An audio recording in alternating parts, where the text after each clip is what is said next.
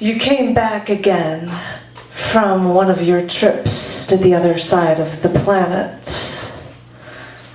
You know I love you more than anything on Earth, but I'm getting used to your absence.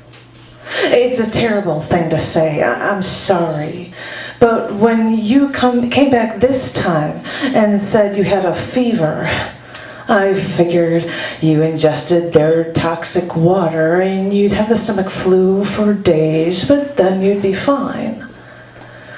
But this time you had a fever, and I remember how you drank the water swimming south of the equator, and I thought nothing of it. I would just, you would be bad for a week. I would just, it would clear up in a week's time, and I would just hold off on kissing you again. But after 8 days, you went to the doctor, told him your travel and ails. And that's when the doctor called the CDC and the federal agencies swarmed in. After you left for the doctor, the next contact I had was with men in hazmat suits at my door. They asked me if I was alone. They asked me if I had any children. Then they asked me to come with them. I told them I needed to wait for my husband, and they told me that you are now in isolation.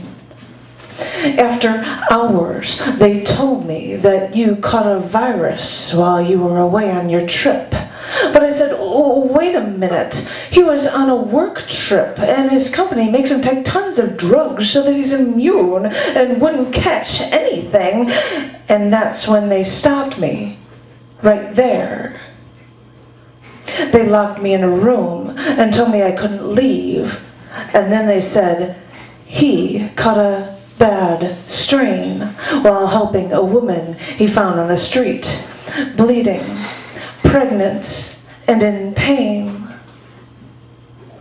It took them 2 days to discover the details before they gave me the bad news. He's in isolation. We're trying new treatments, and hopefully he'll be okay.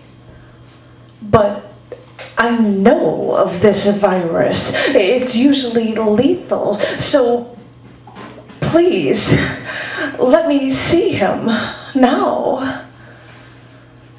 So, that's when they said, sorry, it's out of our hands. You must be quarantined now. So I screamed at the medics, all to no avail, as they swore I had to say safe. So I paced in my isolation. I watched the drive-by news, and I heard them say stats that death from this virus comes from 8 up to 16 days. 8 to 16 days. It was 8 days before he even thought of going to the doctor. Was his waiting, is that waiting going to amount to his death? I couldn't talk to him. I couldn't see his face. I couldn't kiss him or tell him I loved him, that I'll always love him, that I'm nothing without him. The morning of the 5th day, trapped in isolation, that's when they told me he died. My blood work was clean, but they kept me in isolation when they said they'd cremate my love.